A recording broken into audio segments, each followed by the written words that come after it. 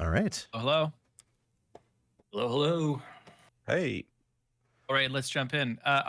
This is the Board Boosters Joe and Mac Post-Mortem discussion. I'm Zarek. I am joined by above Zero. me, I think. Oh, that's go above you. Yeah. Hey, Grok. How's it going? Thanks for having me here tonight. Oh, here This is awesome. I'll go next. Can't wait to talk to Joe and Mac. Yeah, looking at the finger. I'm Zero Counts. Hello. And I'm Uchi. I think the diagonal finger point from Zarek was meant to be for me. Oh. All good. It's all good. We got there in the end. So tonight, like I said earlier, we're going to talk about Joe and Mac. This was the game that we boosted. In the past. Sorry, I'm jumping in pretty quick here. In the past, we've done a little bit more of an introduction. You folks know who we are now. Well, I'm not going to do that forever. So in the Joe and Mac was our boost for August. This was a game that was. Do folks remember who submitted this one? Yeah, this was my submission. It's Jake. Yeah. There you go. Okay, so this was a brave submission by Jake Rock, who when submitting this had the world record on the Genesis version, which we always love to see. Someone brave enough to submit a game that they have the world record for. That's actually one of my favorite things when we see that happen. And so we ran. There was no restriction on which versions of the game that you could run. It started out as an arcade game. It was, on a bunch of different platforms. Most of the folks who ran it with us ran the Genesis version. A healthy portion of folks ran the Game Boy version, and then David TKI did the DOS version, as he's wont to do. Brave soul. There was brave soul for sure. There was a lot of activity during the month of August on this game, and Zero, do you want to start off by talking a little bit about like some of the background of the game, or one of the other two folks here? Well, I mean, I can go If in you're and prepared talk. to do so. I can go in ahead and talk about how it started off as a arcade game. I believe called. I want to say it's called Caveman Ninja. Somebody. Maybe Vane will correct me in chat what the Japanese title of the game was, but I believe it either translates or is close to Caveman Ninja. That was the arcade version. Before it was actually like translated and ported to like 16-bit consoles at the time. The Genesis version actually like stayed fairly truthful to the arcade version in terms of shorter stages, bigger like boss fights, almost like a what's the term that's on the boss rush. Yes, a boss right? rush, essentially a boss rush. Yeah. Oh, there it is. Thank you, Vane. Fighting Caveman Joe and Mac was the original title of the arcade game, then changed to Caveman Ninja in the West. So yeah, but then as a lot of games do at the time, in a 16-bit era, the different versions of the game ended up playing a lot differently. Like, I mean, the core mechanics are somewhat similar. You still play as both Joe and Mac, and you both have like throw projectiles and whatnot. But this Super Nintendo version had like almost like a Mario 3 style like overworld that you would choose like stages and a lot more levels, just a longer game in general. Whereas the like Game Boy version was pretty close to like the Genesis version in comparison, but the stages were a little different. There were like fewer bosses, and it's just slightly different, smaller scale. And then the DOS version, well, we can potentially watch that later. But I believe that one was also similar to the arcade port in terms of comparison. But yeah, is there anything else anybody wants to? That's my general background of the game. Anybody else can chime in if I missed anything important. That is a great general. That was good. Yeah, absolutely. That's a very good background for sort of like where the game came from. I don't know if this was mentioned, but there not only did it ended up on the Genesis, like there's this, like you mentioned the Super Nintendo version. There is, I've already mentioned like the Game Boy and a DOS version. There are multiple other versions, I think, of this game that are out there in existence. There's like a CDI version, I think. Yeah, if anyone can track There's down. also an Amiga. Yeah, Yep, Amiga version. Amiga Yeah. and NES. Yep. It is odd in that all of the different sort of conversions of the game ended up with like various like level states and like tricks and items and that sort of thing, right? So there was actually a lot to the different versions, or it wasn't just like here's the arcade game on the platform that you have at home. It is, and this is actually the way they describe it in the Wikipedia. It's a run and gun, even though it takes place like, somewhere between 10,000 and 40,000 years before the invention of the gun, which is very funny. The items in the game are different in the different versions, and they like play a different role in each of the different versions.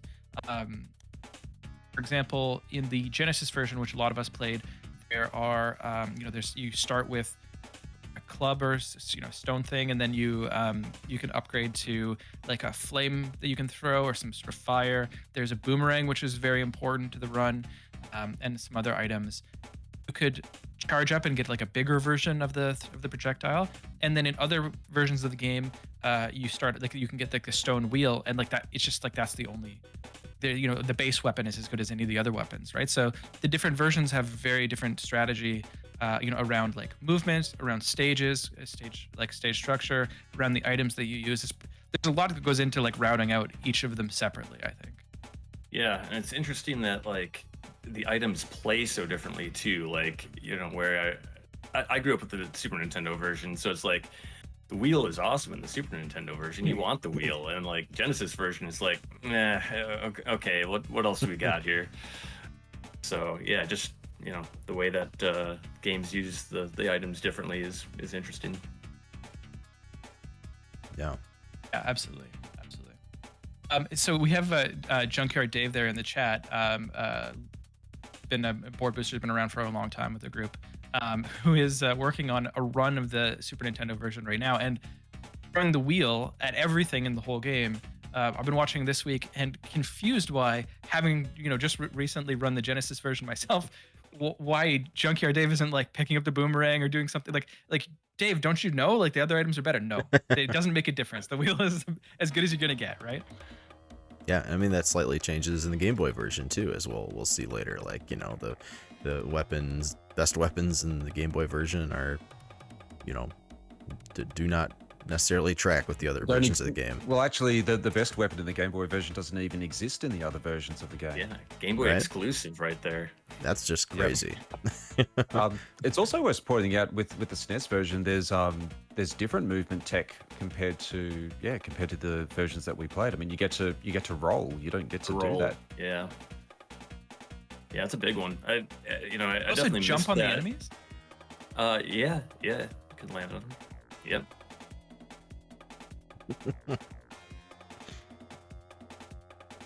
All right. So typically when we go through these calls, we will watch the world record run, or the for like probably usually the most run version. I think we had discussed tonight watching both Genesis easy any percent run and the Game Boy beat the game categories. That's correct. That we're queued up to do that. Cool. Sounds like a good time.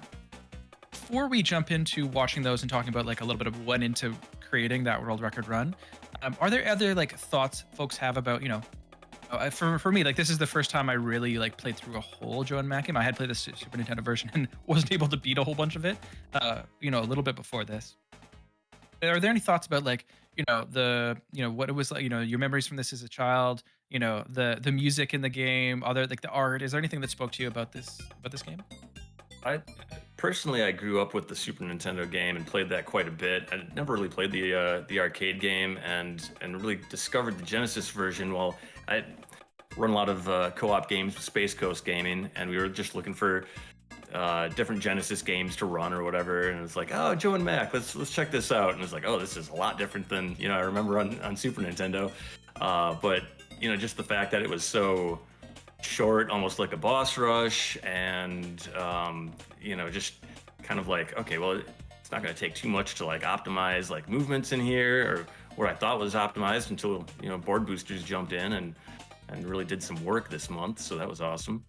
But yeah, that's kind of how I discovered it, and then I just kind of like got sucked into it for a week or two, and and Space Ghost let me go on that, and then he just kind of I dragged him along for some co-op runs.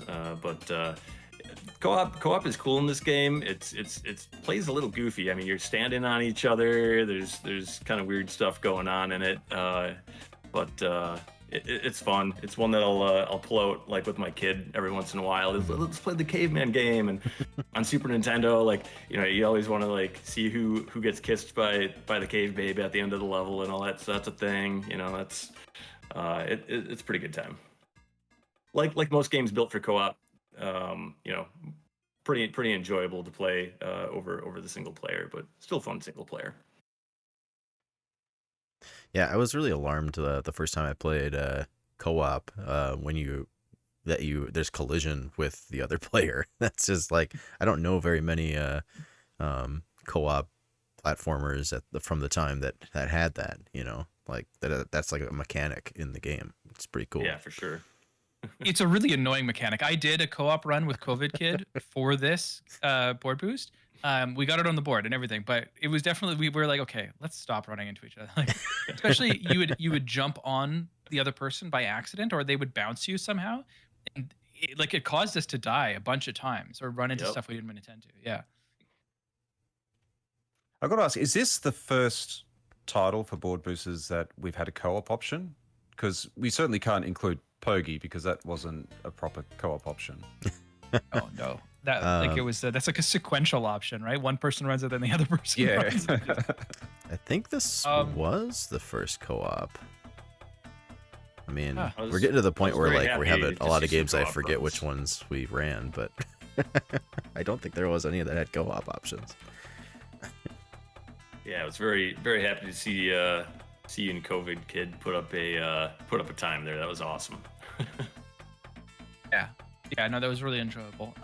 It's I think this might have been our first like co-op one, because I like the kid and I would have done more runs like that if there had been other options before. I think we would have tried it.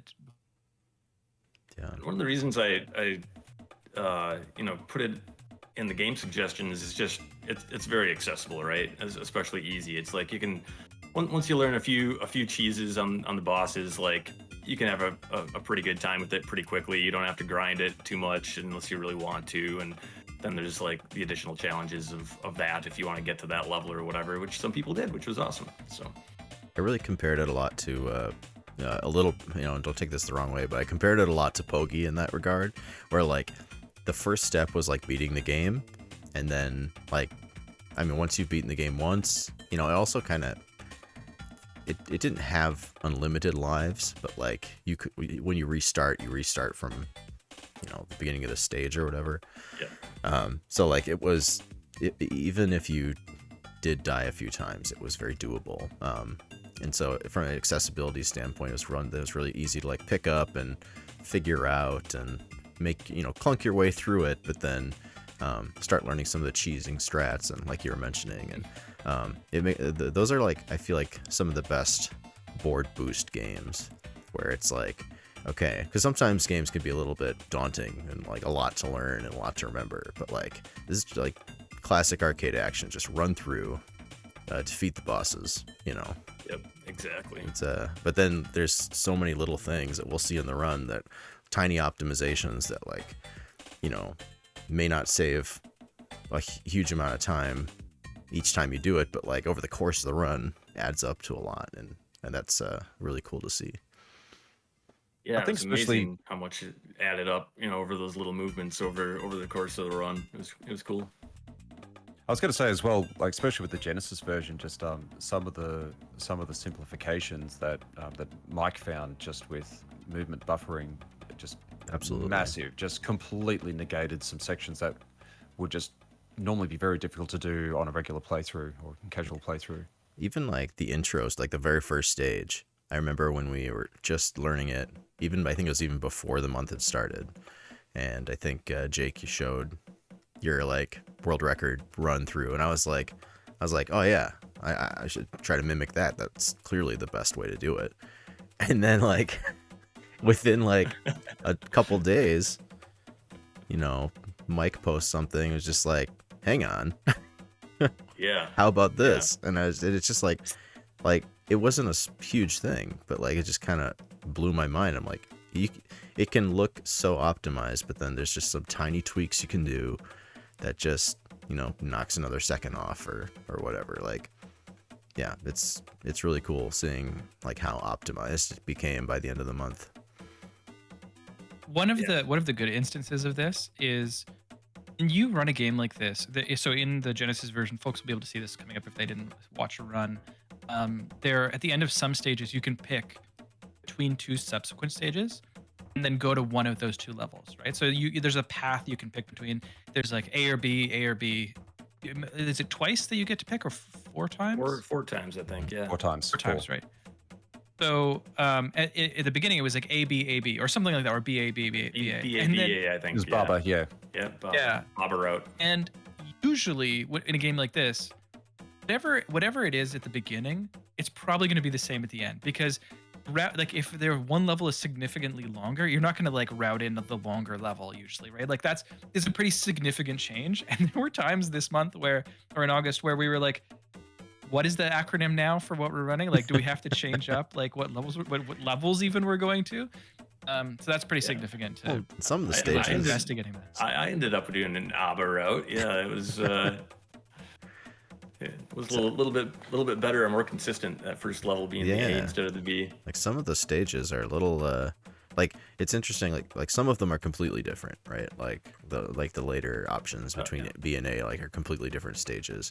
But like the first choice, one is like it's almost the same stage, except one is like in the trees and the other one's like in like a mountain or whatever.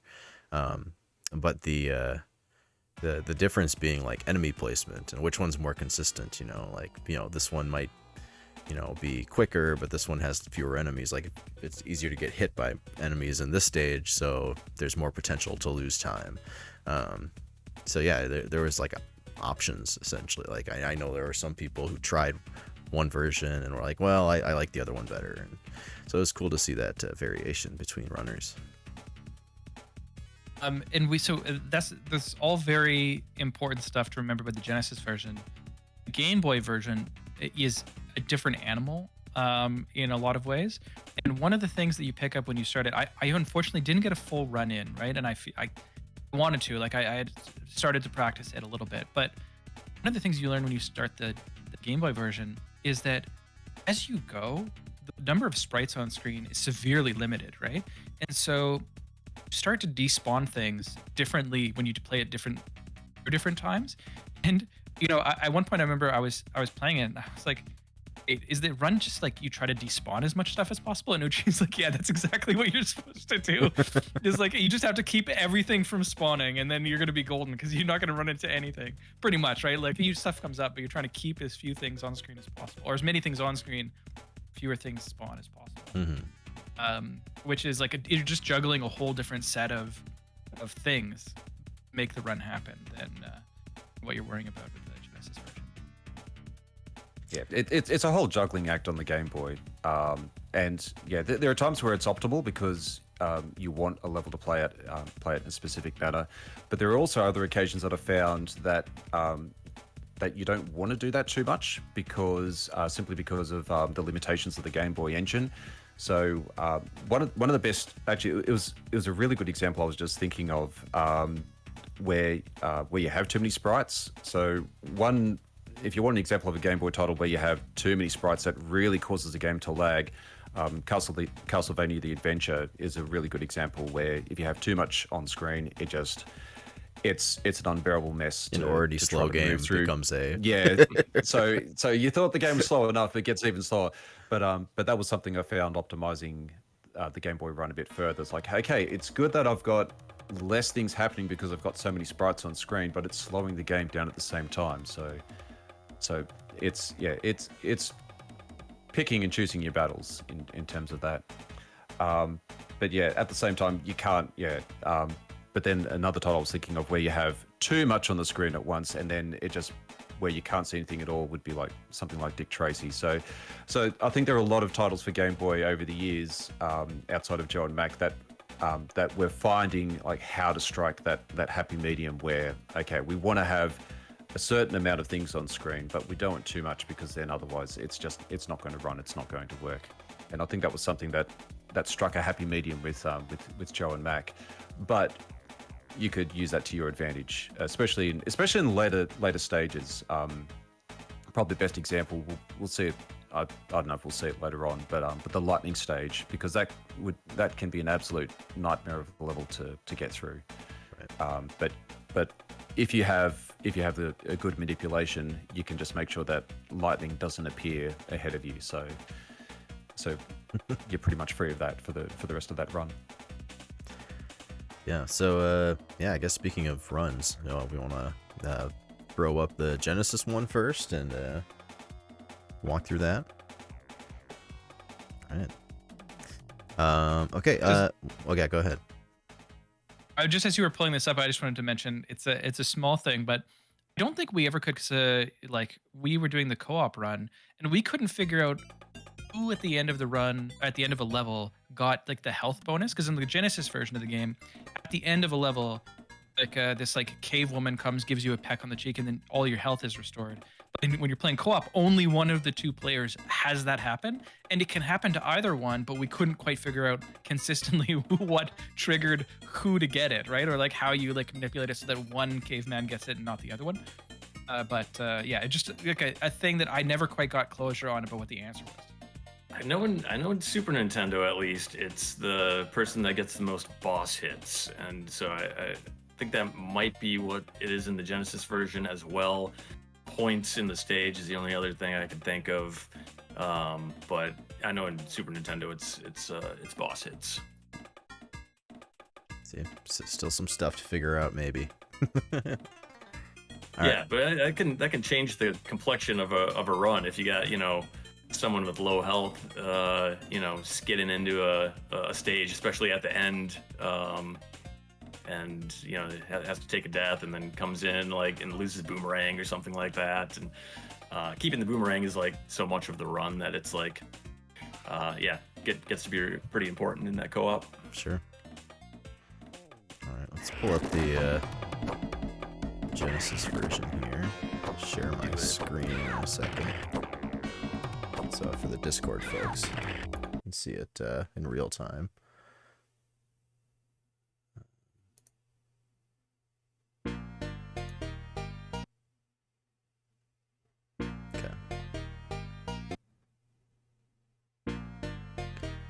Don't know if you'll actually hear the sound in the Discord call, but it should be playing on That's fine. the stream. So yes, so right when you get into the game, you can press start, skip the intro screen.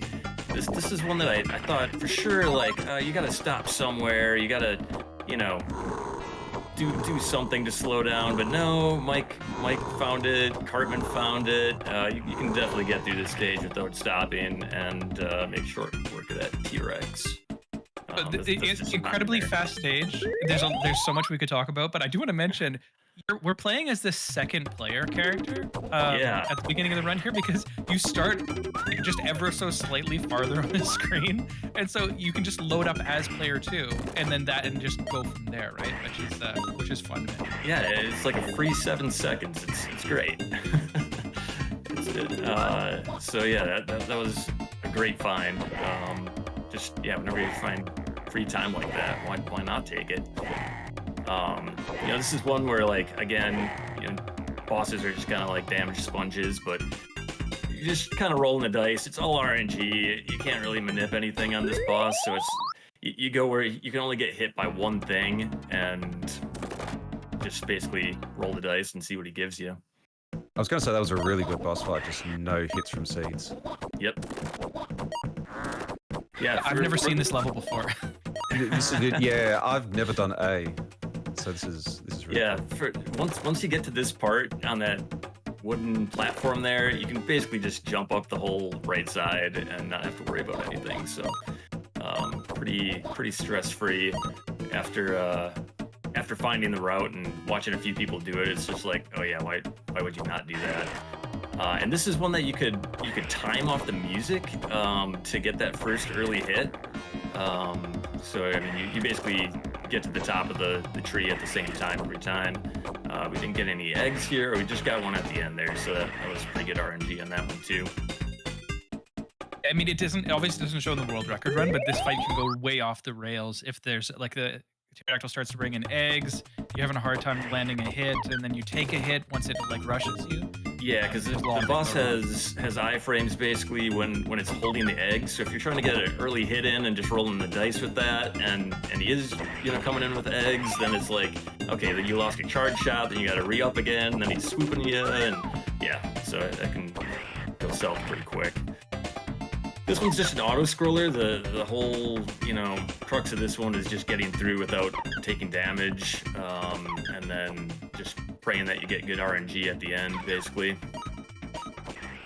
You almost did something there, which was something I think that came up later on in the month when we were running this, that throw the boomerang and then you avoid catching it.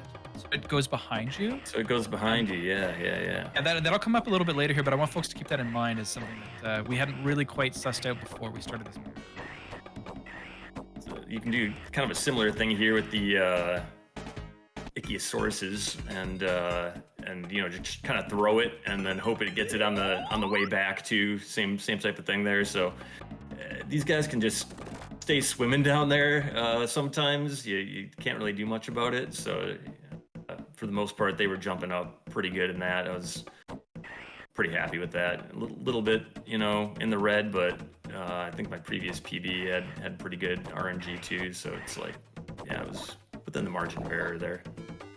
And this one's got a safe spot on the left, so I just play it the boring way and just duck in there and just kill a few things to keep from falling asleep or whatever, and wait to get to the bottom so we can fight the boss. I had a timing thing here where I wait till the apple goes in and then throw my charge. Oh wow! So it hits him right away, good and then Yeah, I was gonna say this boss is always really frustrating because I could never, like, sometimes I would just, because the hitbox only becomes active at a very specific time, so it's really easy to just like throw the boomerang and completely like whiff it. And if you miss it the first time, then yeah, you're probably not gonna get a one cycle. This is another one that Mike did a good job of, like, the buffering of like starting the stage so that you can get through there, and then breaking this thing with the backward boomerang throw, and then just hopping through there cleanly. And this is another one where there's no stoppage at all in this section of the stage. Shout out to awesome. Mike's Speedy Adventures. I take a little bit of a different route here, I think, than he did. Some people took top route here, some people took bottom. You can get there either way. So here's another one where you can use the music to, like, kind of preemptively throw something. You gotta hit this boss twice with charge shots to get him to lose a tick of health there. Pretty sure you can also hit the boss while it's off screen and not have the hit register. Yeah. So it depends when you throw it off screen, because sometimes you'll whiff on that too, because he's actually like in a jumping animation off screen. So but yeah, again, just using the spacing and timing there to kind of just cue that up. So far, this is looking like a pretty good run. I'm like pretty happy here. This is the one blemish that I've got on this run, which is another cool like second time save that I missed. So just trying to get a little too cute with it, get this backward charge shot in a little early, and he didn't land before the boomerang hit. So that lost me about, I think, a second and a half what it takes to like charge. Other than that, this was a pretty good run. An unavoidable hit that you took at the end there, hey? Like, it is an it's unavoidable hit at the you. end, but then you're getting kissed. You're getting kissed anyway. So yeah, no harm, no foul there. And another bit of jump buffering to start this stage. Yeah, good triple high jump to start this stage, gets you through every time, which is awesome. And then this is one where using that boomerang, going behind you again to charge a second shot and get the first boomerang going before the guy even shows up. Yeah, this is another use I never of the got to boomerang. incorporate this, but it blew my mind when I saw it. Yeah, Yeah, like the it's- fact that you're not just using the boomerang to like attack things behind you, but you're using the air time of the boomerang to allow yourself to get a second shot charged while the Right other away, shot yeah. is still on the screen. Like that's wild. Yeah, that was a fun one to find. And then we're, again just cruising on this stage. I think I did this one clean. Hopefully no. Yeah, jumping Junkyard on Dave this guy. mentions, kind of funny how much slower the Genesis version moves, like the character movement. It But really the, does. But the 'cause run of is the 12 no minutes rolling. faster. Just that much Love this fewer attack. stages. That's amazing. Yeah, that's a really good start to the boss. So this strat is like, this boss is like incredibly difficult if you don't use that strat. Well, and, like, it's the just, cheese strat, too. easy. Yeah, And like, triple it's- The early shot actually made that a lot trickier. You got a couple of frames to kind of like get in place and turn around because he dives earlier. But it was worth the extra second and a half that it saved or whatever. And this guy just dies before. Yeah, because you can hit that little like heart or You uvula or whatever the basically heck that is. Yeah, and time, right? Health is already down to like 2 ticks by the time he jumps off stage the first time, and then it's just a matter of which way he goes and what you have to do after that. If he goes backwards, there is a spot that you can get in really close to him and get him to actually like spit worms over you, and you can stay close. But going the way he did, I think is faster. There was a question I had about that. Is there a reason why it was decided, and this may not have been decided before you ran the game, I'm not sure, like why time was on final hit for the boss and not like when you leave the stage? I don't know. I mean, it's pretty easy to hold right after killing the boss, Sure. but I have no idea. Boards were already set up and timing kind of identified before I started running it or anything. So Also, like selecting which exit you take is one of the options for submitting a speedrun for for this. submitting the board, which is like the most meaningless thing. It's just like, what girl did you choose? That's very important to us. So after the run as well, right? Like you could just Yeah. turn the game off before you get that far. does that invalidate a run if you don't choose? I don't know. All right. Do we want to? I have the Game Boy version queued up here. I don't know if we want to go right into it or. Vanex mentions that changing to player 2 reminded me of the person that wanted player 2 runs to have their own category.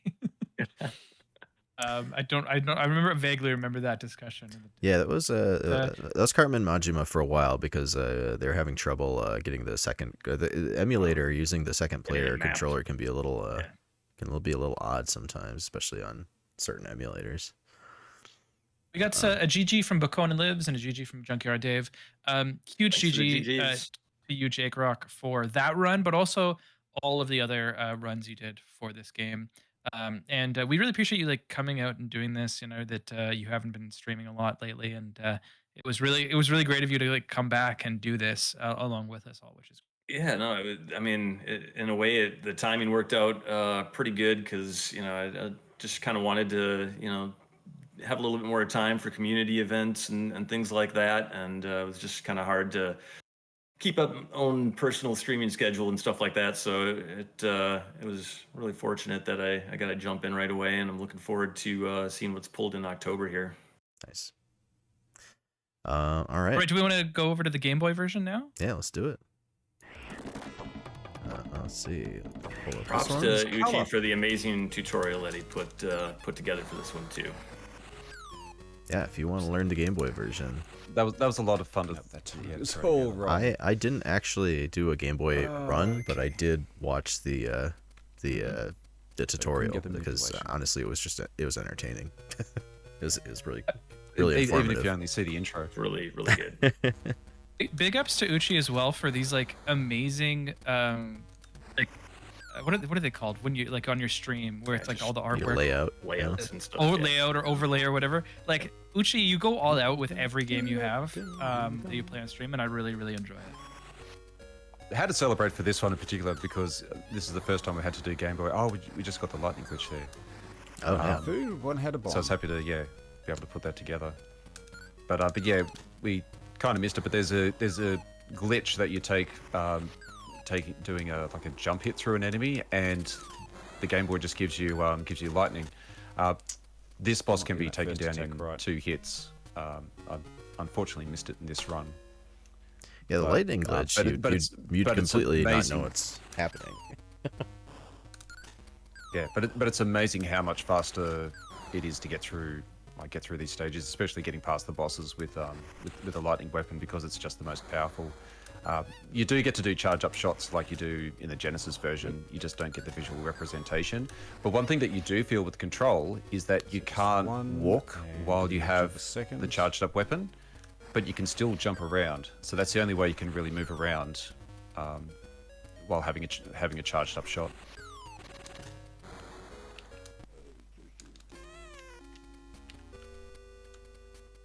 And then the fly trap. This ends up being a 3-cycle. Well, it's pretty much a 3-cycle encounter with the lightning weapon. Although I did find with the Taz, you can do this fight in 2 cycles, but you've got to do some crazy button manipulation using boomerang charge shot and lightning charge shot.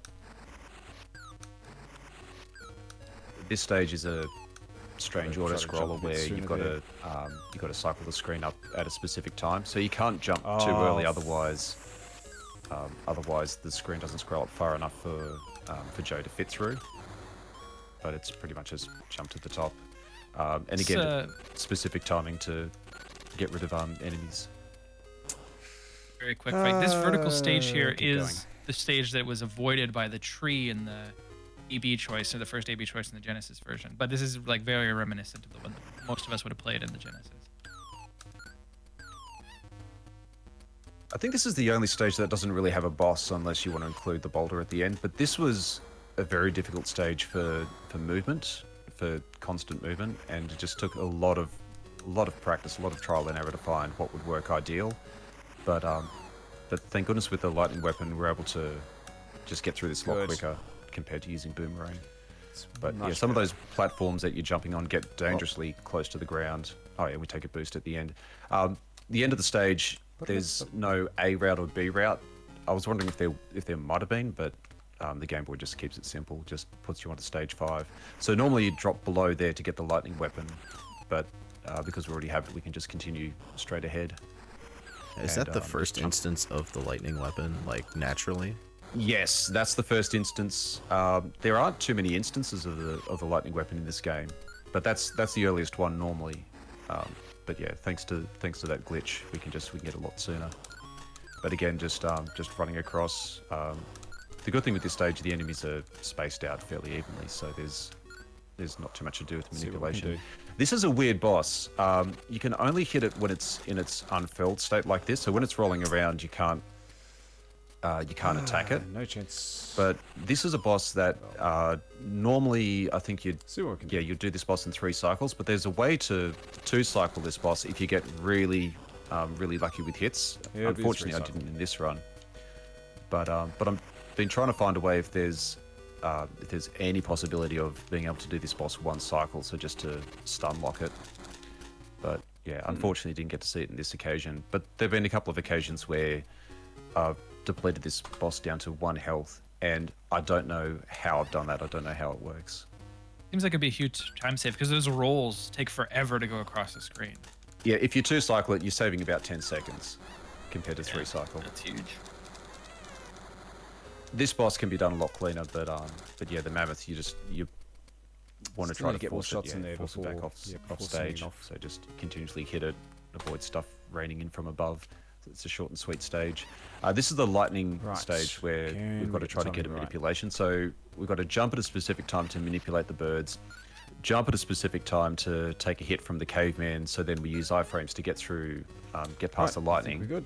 And then we've got 3 on stage, so then no other events can occur, so no other enemies can spawn, and no other lightning can strike. And it's one point in the run where things can go wrong if the timing's not quite right.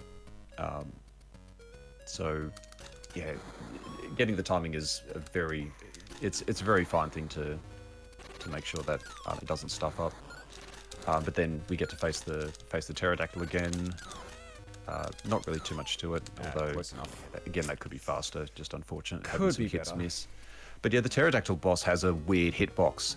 So it's like the lower half of it you can't hit, but the top half and going up into the sky, you can hit it. So you can hit it well above its hitbox.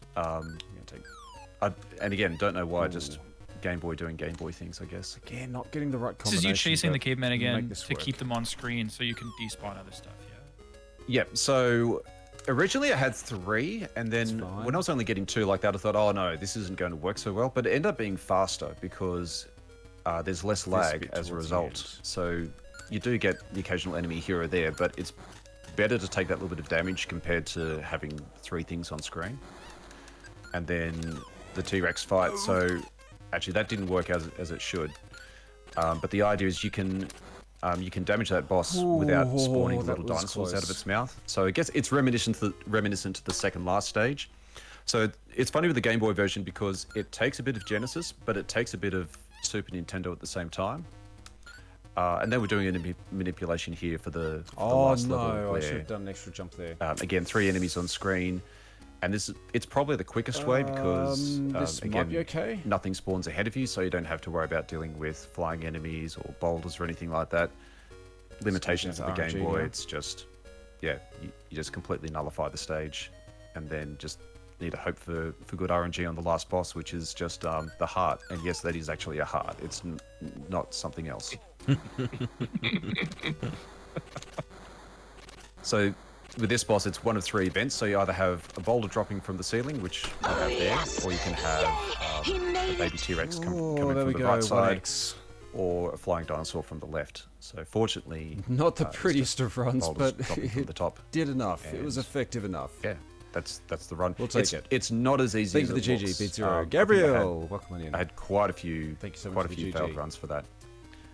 But yeah, Well, Lightning Glitch it's- just really another simplifies that improvement. run, and it's That was. it can be I've fairly gotta say, the straightforward to do. stage 8. Once- I'm once you got the timing really down. happy with that. Gee, Yeah, GG. GG. Yeah. I that was missed. awesome. Yeah, I kind of missed the rotation, but I was able to. at one point I was able there, to salvage it. Uchi, you were going to That's say the one thing I something. was really happy with stage 8. Had but voiced so an many F of ways. some kind. You're like, Yeah. Didn't Dave quite had, say Dave what you had were a gonna- question in the say. chat for you. Yeah. and Junkyard Dave is setting all caps. Oh. What was Uchi trying to say there? I don't know if we're ever going to be able to go back to that moment. I can't remember. Stage 3, yeah, that'd be Probably. I'll have to find but the yes. VOD later on. Yeah. Jeez. One of the things you Stage did 1 and mention 2, there yeah. in the stage where the platforms Especially are stage going 2. up Stage and 2 down. was So in the really Genesis version, peculiar. they have that same thing where the platforms go up and down in the sort of rocky like volcano stage, It's and just you got can some- yeah, it's got ride some that weird all the mo- way to the bottom of the screen and take damage. Right, it really sucks in the Genesis version, but in the Game Boy version, it's actually like impossible to tell where it actually ends. Like you can Yeah. think you're on it and then you take damage because it's actually it's gone below the threshold of where you're allowed to be on it. Yeah, so it's a little bit misleading. So the sprite, where you need to jump from that sprite is a bit high before it reaches the bottom. So you could be at a low point where it looks like it's still on screen, but I don't know if it's because I don't know if there's a limitation or a threshold that the game set for how low it travels down to, but basically the threshold is a little bit higher than what you expect to be able to safely jump from. Which is unfortunate, but you learn from that as part of the run.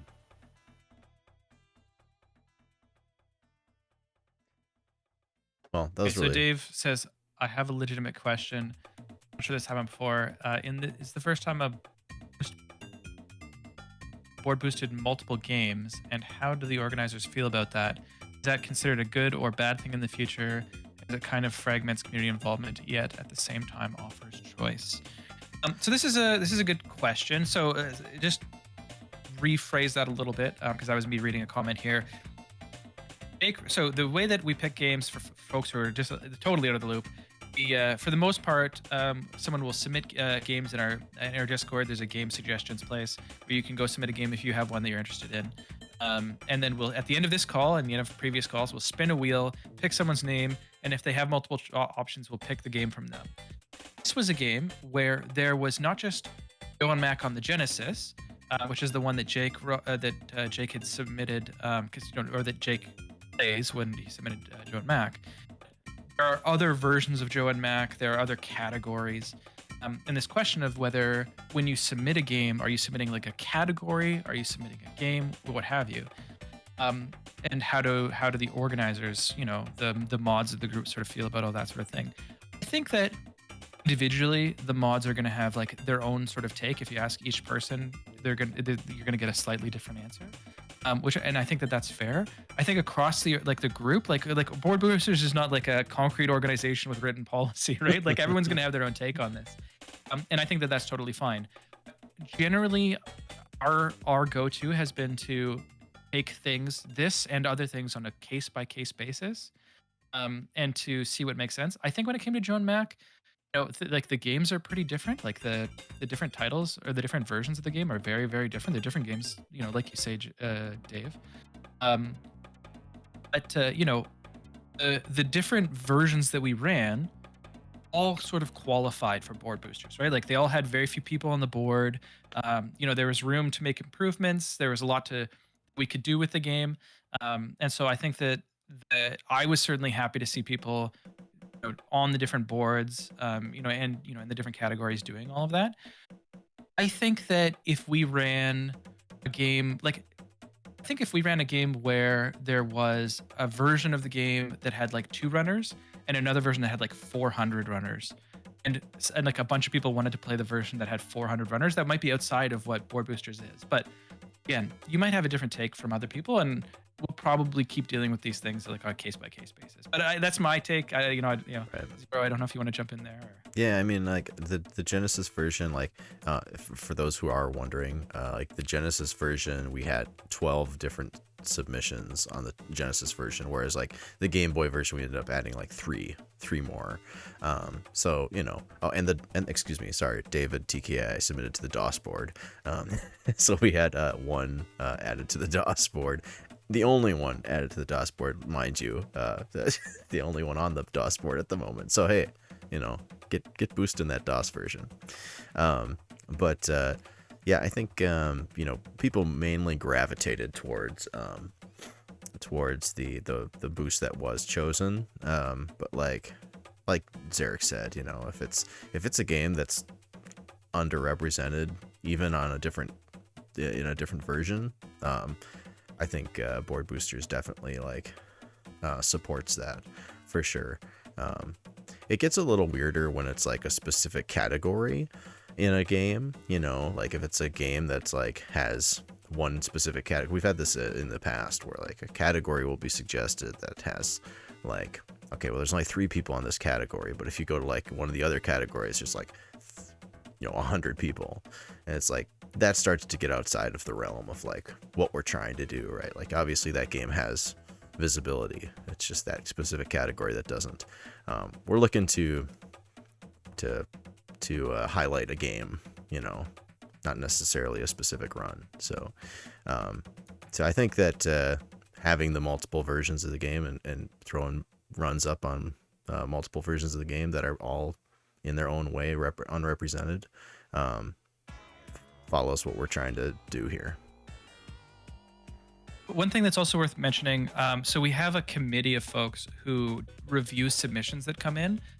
Both Zero Counts and Uchi are on that committee, and they do like a quick review. I mean, I assume it's quick. I'm not on the committee. I don't do the work, but they do review things that come in, and I know I did a little bit of that early on when we started the group, and say like, oh, you've submitted a game. It's got like 50 runners. It's probably a bit high for what we're going for. Do you have any games you really love that have maybe a few fewer runners than that, right? So there's also like a filter at the beginning before we get to that point too. I was going to say just the accessibility side of things, especially for this month. I think it's certainly welcome. I mean, when Joe and Mac was originally selected and it was mentioned, oh yeah, it's Genesis, and then I think it was mentioned on the previous stream, oh yeah, there's a Game Boy version as well. Straight away, I just went to SRC and just checked out, oh, let's have a look at the Game Boy board.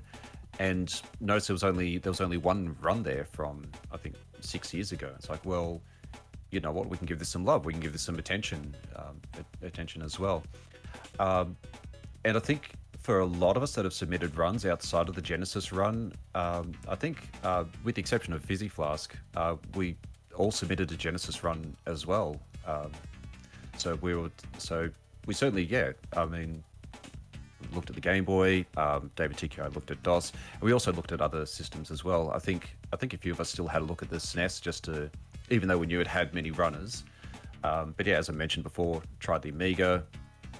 Couldn't get that working. Couldn't get that running. But I think. But we had options with Zeliard as well. There were the options of the DOS version. There was also PC the PC-88, although that would be really challenging to run that one. Mm-hmm. But the arcade one too. I'm surprised no one jumped into the arcade one, which also is pretty sparse on the board. But given that it's a pretty similar run, it's harder because you're actively losing health as you're going through the run, and it kind of plays like hard mode, so it's definitely more challenging. But level layout wise, it's pretty similar For sure. and just mechanic wise. But I think, if anything, I don't think it's fragmented community involvement this time around. I think, if anything, it's got more people involved, and quite curious with the different systems to try them out, to see how they play, whether they've completed a run or not. So I think we've actually had a lot more involvement with the games across the board. Yeah, absolutely. So before we do move on, I do want to move on to go into the wheel and pick our game for October. But just the last sort of thing here is, if anyone has any games that they want to submit in general, jump in the Discord, go to the game suggestion, and make a suggestion. You don't have to have boosted a game before. Very, very open and welcoming for this sort of thing. We want your suggestions. If you have any suggestions about board boosters and like how the group runs or the things we do, there's also a channel to make suggestions for that. So if you have any particular thoughts, feel free to drop them there and we'll have a discussion. The mods will agonize over everything you suggest, so don't feel like we don't take it seriously. All right. Are we going to the wheel now? Yeah, we definitely can. I do want to mention one thing too about that I've been noticing. So I have the soundtrack for the game playing in the background of the stream. The one of the boss or stage music's like it says stage background music 3. It's like 2.5 minutes long, and it has this like absolute rocking guitar solo that's going on in the background. I don't think we ever make it that far into the song. Check out the Joan Mac OST for Genesis and listen to that song, or just, I don't know, cue it up on the game. I don't know, it's crazy. We never stayed in the stage long enough for that to ever matter. But yeah, it's just wanted to point that out. I know they just redid Joan Mac, or came out with a remake of it, a couple years ago, a year or two ago, I think, which is very similar to the Genesis and arcade game as well. So yeah, I don't know if there was some cool expanded music or anything in that one either, but Joan Mac getting some love recently with the new game, so that's kind of cool. All right, let's spin the wheel, everybody. It's gonna be our spooky October game. Yeah, so you'll notice once I get it queued up here that there are a little fewer. Oops, that's the wrong one. Fewer names on the wheel this time around. This is specifically the games that were suggested for the spooky category. With a little ghost next to your name. Yeah, these are all scary adjacent, Halloween themed potentially games. So yeah, let's see. I'm gonna just scroll down and shuffle these up here. I have 2 games that I submitted. Yes. I like was looking on Steam for games that were like either cheap or free that were like spooky in the spooky world that didn't have a lot of runners. But to be honest, I can barely remember what they were at this point. Hey, that's about. Hey, let's do it. Who knows? Maybe you'll be just as surprised. Maybe. All right. And the last game I got picked was Poggy. So It's true. It's true. Okay. Yeah. Let's go ahead and spin. I'll give it a little time before I announce it because for folks watching on stream here. oh, rigged. Oh my God, it's me. Rigged. Oh my God. Rigged. Oh, it's absolutely rigged.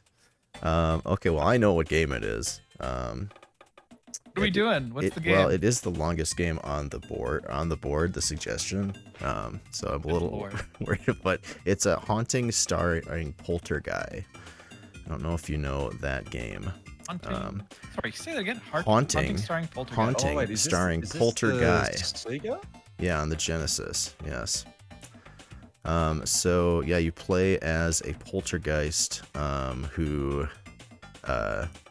there's a family that moves into a house. It's a very unique game. There's a family that moves into a house, and they're like really crappy people, right? And so this ghost, this poltergeist, follows them around and possesses different things in their house, and the objective is to scare them, like raise their scare meter so that they all want to leave the house, and then they move from the house. Beetlejuice. It's basically Beetlejuice, and then they move to another house, and then you follow them to the next house, and then you scare them away from that place, and that's the game. I love this premise. Yeah, it's pretty unique. That sounds cool. I gotta. This should be a lot of fun. Yeah, so I have to look up the speedrun board because I remember there were multiple categories. It'll be interesting because I know that a lot of the videos that were originally available on speedrun.com are no longer available. So I mean, we'll have to do classic board boost digging to try to find resources or come up with our own. If I remember correctly, I think the only thing that might be a little bit of a challenge as part of the speed run is just getting through doorways. I think there were issues with doorways in this game. Sure. Trying to position through. Yeah. Have you played it before? I remember having a look at this last year, going through the suggestions. Okay, yeah. And I remember flagging this one, saying this one would be a lot of fun if it was selected. It's really entertaining. I remember this one from my childhood as well. So I will say that this one was a little bit longer. I think the world record right now is sitting at 38 minutes. Actually, it looks like it was 30 something minutes the last time I had checked, and it looks like somebody actually ran it 4 months ago. So we might want to potentially reach out to this person and see if they are willing to do a little bit more running of the game, since it was somewhat recent. But yeah, there's definitely still some stuff to figure out, and yeah, it'd be pretty cool to get them involved. I'm gonna post the SRC link here in chat for folks if they want to take out this look at the speedrun.com page. 100% and house percent. Yes, so the 100% I know involves like a boss battle, which is like incredibly difficult. And I think the reason why they made a house percent is because like just because of the sheer like difference between it's one of those games that like you learn how to play the main premise, and then at the very end of the game it throws you into something that's completely different from what you've been playing. And it's really difficult. So it's like it's almost like the last stage in Ignition Factor, where it like just completely ramps up the difficulty, right? Yeah, so house percent would be the main one that we would be boosting. That's like the main board, but certainly 100% is on the table for those who are that dare to give it a shot. Sounds good. So is house percent is it's not any percent. is what you're saying. I mean, I guess we're gonna. It's look, not we're at gonna any see how- percent, so you can continue. I believe you can still continue through to the boss. I'll have to look into it. I'm pretty sure you get to you can do the 100% even if you finish house percent, or there might be some things that you need to meet, like requirements that you need to meet in order to get 100%. I honestly don't remember, but Very cool. so there you Cool. go. All right, folks. Well, you heard it here. The new game is Haunting starring Poltergeist. So let's get at it. Starts in a couple days. Yes. Yeah, so runs will we'll change the Discord to the current boost. We'll run this game through till the end of October. Submissions will be on November 1st, and yeah, this is awesome. I'm excited to give it a go. All right. Can't Before wait. we wrap up here, I just want to say thank you both to Jake and to Uchi for jumping on the call with us and talking about Joe and Mac. We really appreciate you taking time out to do this, and all the coordination of times to make sure that we could all be here talking to each other and doing it. Yeah. Yeah, this was awesome. Thanks for having me. Yeah, thanks for having me as well. Been great. All right. Thank you, everybody.